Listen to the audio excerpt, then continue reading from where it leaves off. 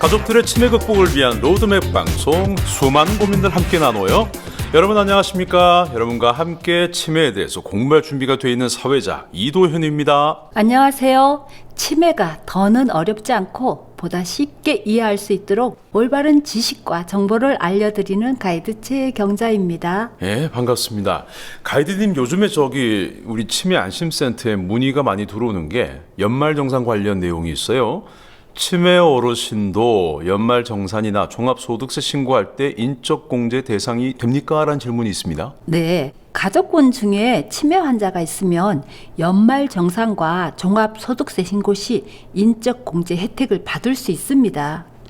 기본 인적공제에 부모님을 넣은 분도 있으실 거예요. 부양가족 중에 치매 환자가 있으면 추가 인적공제도 받을 수 있어요. 소득세법 제51조에 의거하여 나이에 상관없이 치매 환자 한 명당 연 200만 원을 추가 공제 받을 수 있습니다. 200이면 큰데요. 우리 200만 원이나 추가 공제가 된다. 신청은 어떻게 하면 됩니까? 치매 환자 가족 인적공제 신청 방법은 치매 진단기관이나 또는 진료받는 의료기관에서 소득세법 시행규칙 제38호 서식에 의거하여 장애인 증명서를 발급받으세요. 발급받은 장애인 증명서를 연말정산 소득 시 관련 서류에 첨부해서 제출하면 됩니다. 직장인은 재직 중인 회사에 제출하면 되고, 사업자는 5월 종합소득세 신고 시 국세청에 제출하면 돼요. 장애인 증명서라 하시면 제가 알기로는 왜 치매 어르신은 장애인은 아니라고 들었거든요. 근데 왜 장애인으로 추가 공제가 되는 건가요? 사회자님께서는 좀 알고 계신 것 같은데요? 네, 거기까지만 알아요. 장애인 복지법상 치매 환자는 장애인이 아닙니다. 왜냐하면 치매 환자는 퇴행성 뇌질환자이지 영구적으로 정신과 신체가 손상을 입은 것은 아니기 때문입니다. 근데 간혹 파킨슨 등 일부 치매에서 뇌병변 장애로 예외적으로 장애 등록 신청이 가능하기도 합니다. 예전에 어떤 분이 상담을 해왔어요. 연말정산 하기 위해서 장애인 증명서를 발급받았는데 장애인 혜택도 받을 수 있느냐고요. 아니에요. 이 경우에는 세법상 장애인 혜택만 받는 거예요. 소득세법 시행령에 의하면 치매는 장애인이 아니지만 항시 치료를 요하는 중증 환자에 포함이 됩니다. 그래서 치매 환자 부양 가족은 연말정산과 종합소득세 신고 시 추가 인적공제를 받을 수 있는 대상이 되는 거예요. 그렇군요. 혹시 과거에 예를 들면 한 3년 전부터 치매 진료를 받고 있고 약을 드시는 분이 오늘 우리 가로수 방송을 듣고 신청하시게 되면 소급 받을 수 있습니까? 신고 기한으로부터 5년 이내라면 경정 청구라는 제도를 이용하실 수 있습니다. 경정 청구는 관할 세무서를 직접 찾아가서 서류 제출하셔야 합니다. 더 자세히 알고 싶으신 분은 국세청 국번 없이 126 126번으로 문의하시면 됩니다. 네, 치매 환자 연말정산 추가 인적 공제에 대해서 알려드렸습니다. 부양 가족 중에 치매 환자가 있으시면 잊지 마시고 추가 인적 공제 꼭 신청하시기 바랍니다.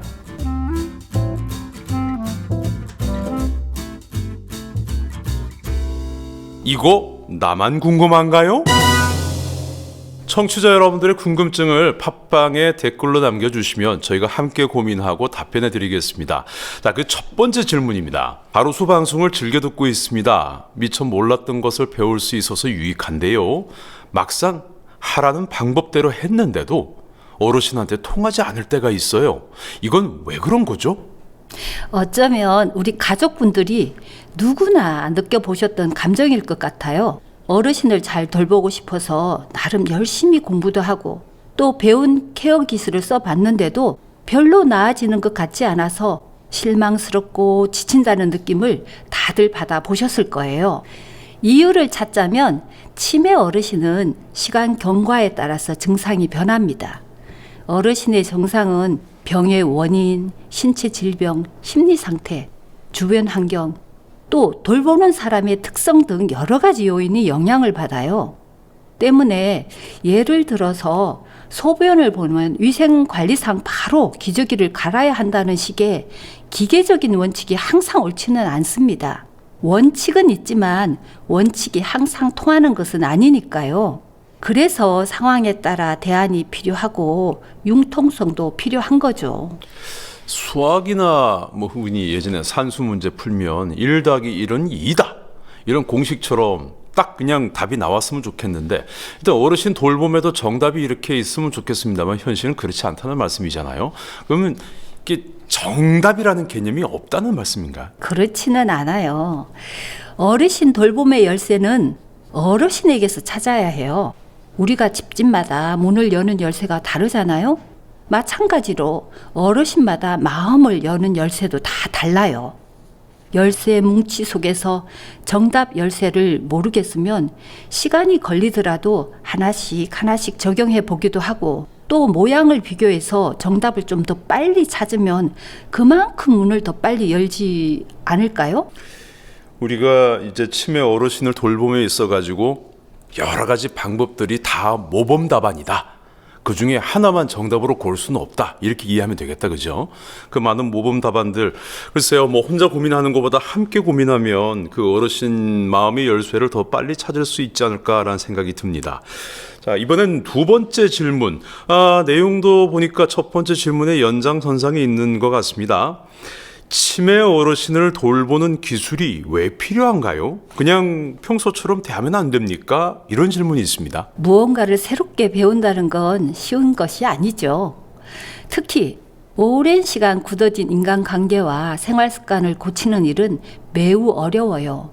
하지만 치매 어르신을 잘 돌보기 위해서는 기술이 필요합니다.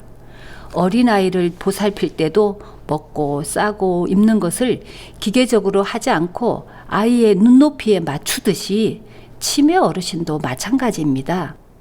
더구나 치매 어르신은 인지기능 장애뿐 아니라 비정상적인 행동도 보이기 때문에 이런 행동들에 대해서 적절하게 대처하기 위해서는 당연히 기술이 필요한 거죠. 예전에 그 선생님이 치매 어르신과는 새로운 인간관계를 맺어야 한다 하고 강조하셨던 게 생각이 납니다.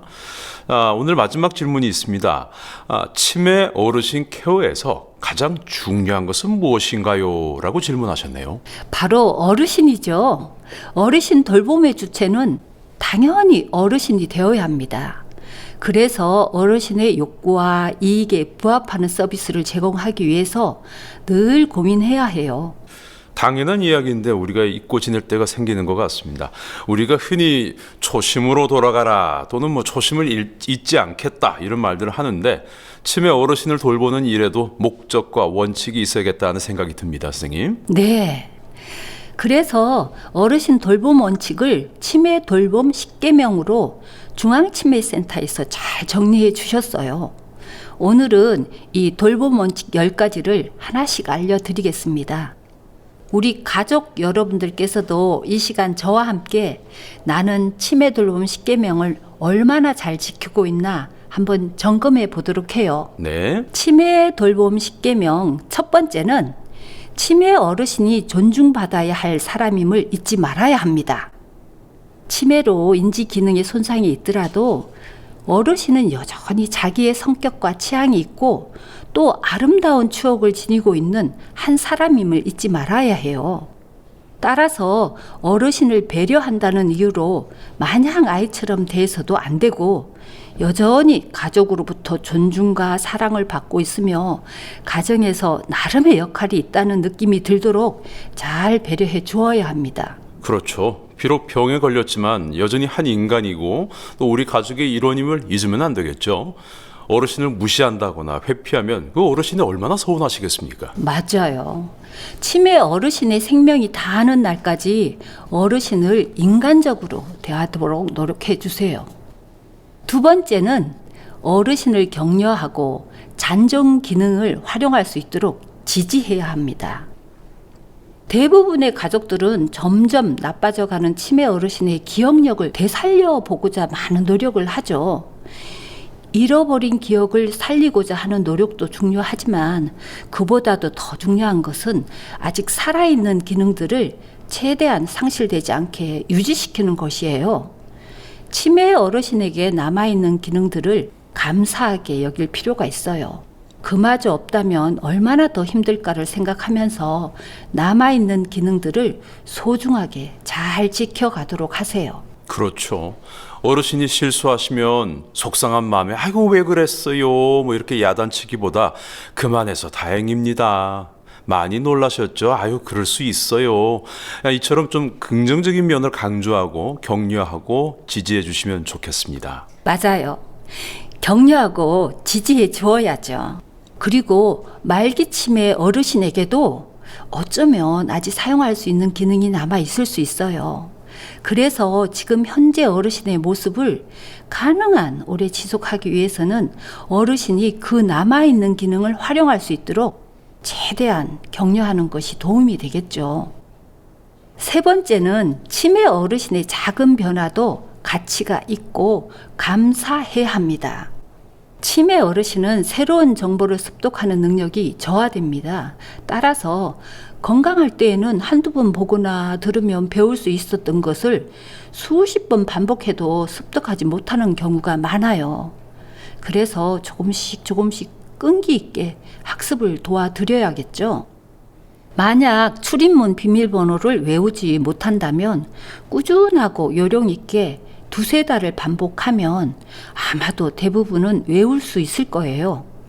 치매 어르신 스스로 현관문을 열고 닫을 수 있다는 사실이 때로는 큰 고마움으로 느껴지실 거예요. 우리는 뭐 사실 쉽게 하는 일이지만 어르신들은 이제 노력을 몇 번이고 해야지 할 수 있는 일이라는 걸 이걸 이해하고 있다면 그 어르신들의 작은 변화에도 감사하게 될 것이고 그 작은 변화가 주는 감동에 마음이 벅찰 수 있을 것 같다는 생각이 듭니다. 맞습니다. 그래서 어르신이 조금 느리더라도 조금 서툴더라도 옆에서 인내심을 가지고 잘 도와드려야겠죠. 네. 다음은 네 번째로는 어르신의 신체적 건강에 대한 세심한 관심으로 적절한 건강관리를 받도록 합니다. 치매 어르신은 자신의 신체 증상을 느끼고 표현하는 능력이 많이 부족해요. 그러다 보면 진단이나 치료를 적기에 놓쳐 작은 병을 크게 키우기도 하고 악화된 신체 질병 때문에 치매가 더 악화되기도 합니다. 그래서 가족들은 치매 어르신이 제대로 표현하지 못하는 어떤 신체적인 불편감이 있는지를 평상시 잘 관찰해야 합니다. 연세가 많으시면 고혈압이나 당뇨 등 각종 만성 질환은 기본으로 다 갖고 계시지 않습니까? 그 외에도 뭐 여기저기 많이 아프시잖아요. 근데 자신의 증상을 제대로 전달하지 못해서 적절한 시기에 또 적절한 치료를 받지 못하는 일이 생겨서는 안 되겠습니다. 네. 그래서 어르신의 신체 변화를 꼼꼼하게 관찰하고 주기적으로 병원을 방문해서 검사 받도록 하는 것이 좋습니다. 다섯 번째는 장기적인 계획을 바탕으로 어르신을 돌봐야 합니다. 치매 어르신은 원인 질환과 진행 단계에 따라 겪게 되는 문제가 다양하죠. 그러나 다행히 앞으로 겪게 될 문제들을 원인과 단계에 따라 어느 정도는 예측할 수 있어요. 따라서 치매 진단을 받게 되면 먼저 원인 질환과 현재 진행 단계를 알아야 해요. 그리고 앞으로 치매 어르신이 겪게 될 핵심적인 문제들을 파악하고 상황이 발생했을 때 어떻게 대처할 것인지를 미리 생각해 두는 것이 좋습니다. 예를 들어서 최근 기억력이 저하되었지만 일상생활에는 별 문제가 없는 알츠하이머병 어르신이 있다고 해요. 현재는 운전이 가능하지만 아마도 수년 내에 운전을 할 수 없게 되지 않을까요? 평생을 운전을 해왔던 분이라면 당장 운전을 못하게 됐을 때 여러 문제가 발생될 것 같다는 생각 당연히 들죠. 이처럼 발생할 변화를 예측하고 대비책을 미리 마련한다면 불의의 사고 또 부담을 많이 줄일 수 있을 것 같다는 생각이 듭니다. 네. 치매 어르신 운전 문제에 대해서는 나중에 자세하게 다시 한번 다뤄보도록 하죠. 네. 가족분들이 많이 궁금해하는 상황이에요. 그럴 것 같네요. 예. 자, 이제 여섯 번째 계명을 말씀드리면 불의의 사고를 항상 대비하고 예방해야 합니다. 치매 어르신의 증상은 환경과 신체 및 심리 상태에 따라 급격하게 달라질 수 있어요. 집안에서는 불안해하지 않던 분이 장거리 여행을 하거나 혹은 너무 붐비는 백화점에 나가면 전혀 예상치 못한 불안 발작을 보일 수 있습니다. 또 낮에는 길 찾는데 어려움이 없던 어르신이라도 밤이 되면 집 주변에서도 길을 잃을 수 있는 경우도 있고요. 따라서 쇼핑을 가더라도 편안함을 느끼고 문제 행동을 유발하지 않는 곳인지, 또 여행을 하더라도 어느 정도의 거리를 하루 일과는 어떻게 계획하는 것이 좋을지를 미리 고민해야 불의의 사고를 예방할 수 있습니다. 인지 기능이 저하된 어르신이 위험한 상황을 판단하지 못해서 이런 예기치 않은 사고를 당하는 경우가 있죠. 예를 들어서 시공간 파악 능력, 또 걸음걸이가 원활하지 않는 어르신은 넘어지면서 골절이라든지 후유증을 남길 가능성이 높지 않겠습니까? 네. 그래서 치매 어르신에게 위험한 환경은 적절한 개선을 통해 안전한 환경으로 전환해야 하겠죠. 다음 7번째는 치매 관련 다양한 지원을 적극 활용합니다. 치매는 수년 동안 장기간 돌봐야 하고 육체적, 정신적, 경제적으로 부담이 큰 병입니다. 어느 한 가지 서비스로 다양한 불편을 해결하기는 어려워요. 그래서 이용 가능한 서비스를 자신의 상황과 필요에 따라서 잘 조합해서 이용하면 장기적으로 치매 어르신을 돌보는 필요를 현저히 줄일 수 있을 것입니다. 따라서 당장은 크게 필요를 느끼지 않더라도 앞으로 이용할 수 있는 서비스들을 미리 파악해 주는 것이 좋아요. 그런 서비스를 이용할 수 있는 자격 기준, 방법, 비용들을 알아보고 언제부터 어떤 서비스를 이용할 것인지를 미리 설계하는 것이 좋고요. 서비스도 아는 만큼 보이죠? 최근에는 치매 어르신과 가족들을 위한 서비스들이 빠르고 다양하게 생겨나서 어쩌면 가족들이 일일이 파악하기 어려울 수도 있습니다. 그럴 때는 치매 상담 콜센터를 이용하시면 치매 관련 다양한 정보를 쉽게 얻을 수 있습니다. 상담 콜센터도 좋고 또 치매 안심센터도 있지 않습니까? 그렇죠. 또 가까운 치매 안심센터에 등록하시면 상담을 통해서 필요한 서비스가 무엇이고 어떻게 신청하는지 안내해 주시니까요. 치매 안심센터도 꼭 이용해 보세요. 8번째는 치매에 대한 지식을 꾸준히 쌓아가야 합니다. 치매는 원인 질환과 진행 단계에 따라서 증상이 변화무쌍하다고 말씀드렸죠. 치매 어르신을 잘 돌보기 위해서는 치매 어르신의 원인 질환과 단계에 대한 특성을 알고 있어야 하고, 또 현재 보이는 치매 증상의 유발 요인과 대처법에 대해서도 잘 알고 계셔야 해요. 그러기 위해서는 담당 의사나 치매 상담 콜센터와 같은 이 신뢰할 수 있는 곳에서 정보를 얻어 치매 관련 지식을 쌓아가도록 하세요. 치매 어르신을 돌보는 일은 치매라는 병을 아는 만큼 수월해질 것입니다. 결국 치매에 대한 지식을 바탕으로 어르신이 보이는 증상을 이해하고 또 적절하게 대처한다면 불필요한 증상의 악화라든지 그 부담을 줄일 수 있겠다는 생각이 드네요. 바로 그거예요. 아는 것이 힘입니다. 그러네요. 다음 9번째는 모든 가족 구성원들이 어르신을 함께 돌보아야 합니다. 대부분의 경우 주 부양자 한 분이 전적으로 혼자서 어르신을 돌보는 경우가 많아요. 또 주 부양자는 치매 어르신을 돌보는 부담을 본인이 견딜 수 없는 한계까지 혼자서 짊어지려고 하는 경향도 강하고요. 치매 어르신을 돌보는 일은 혼자서 전적으로 감당하기에는 너무 부담이 크고 또 비효율적이며 너무 긴 시간이에요. 따라서 가족들은 주부양자처럼 환자를 직접 돌보는 역할은 하지 못하더라도 유용한 정보를 찾아서 알려주거나 정기적으로 전화나 방문을 통해 주부양자의 스트레스를 풀어준다든가 십시일반 경제적인 지원을 함께 하여야 하겠죠. 치매 어르신을 장시간 케어하는 그 케어 제공자는 심리적, 육체적, 경제적으로 정말 심한 부담을 안고 있다는 걸 알면서도 주부양자가 이렇게 도움을 요청하지 못한 경우가 있는데 효도라는 이름으로 감당하기에는 진짜 너무나 벅찬 일입니다. 같이 사는 가족 또 그렇지 않은 가족 구분하지 마시고 모든 가족들이 이렇게 합심해서 어르신을 돌봐야 될 겁니다. 예, 온 가족들이 함께 합심해서 어르신을 돌봐야지요. 비슷한 내용이긴 한데요. 마지막 10번째 계명은 치매 어르신을 돌보는 가족은 자신의 건강도 잘 챙겨야 합니다. 치매 어르신을 돌보며 시간이 없어서 지쳐서 혹은 치매라는 심각한 병 앞에서 자신의 불편함을 호소하기가 미안해서 본인의 건강을 동안시하는 경우가 많아요. 이런 생각 때문에 조기에 치료할 수 있는 종양이나 심장병을 키워서 나중에는 자신뿐만 아니라 어르신까지 모두 불행해지는 경우도 있죠. 치매 어르신을 돌보자면 장기간 건강한 정신력과 체력이 필요하기 때문에 주부양자의 건강은 곧 치매 어르신의 건강과 직결된다는 것을 잊지 마셔야 해요.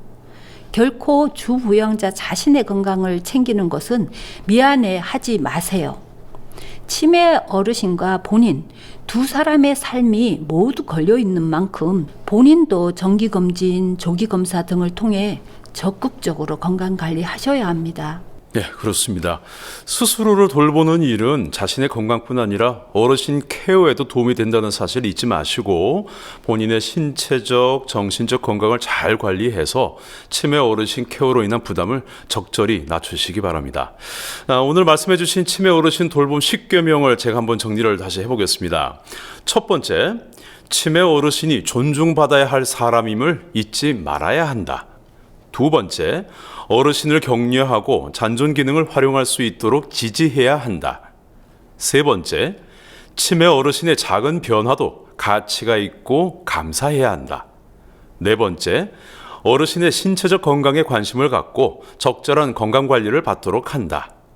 다섯 번째, 장기적인 계획을 바탕으로 치매 어르신을 돌봐야 한다. 여섯 번째, 불의의 사고를 항상 대비하고 예방해야 한다. 일곱 번째, 치매 관련 다양한 지원을 적극 활용한다. 여덟 번째, 치매에 대한 지식을 꾸준히 쌓아가야 한다.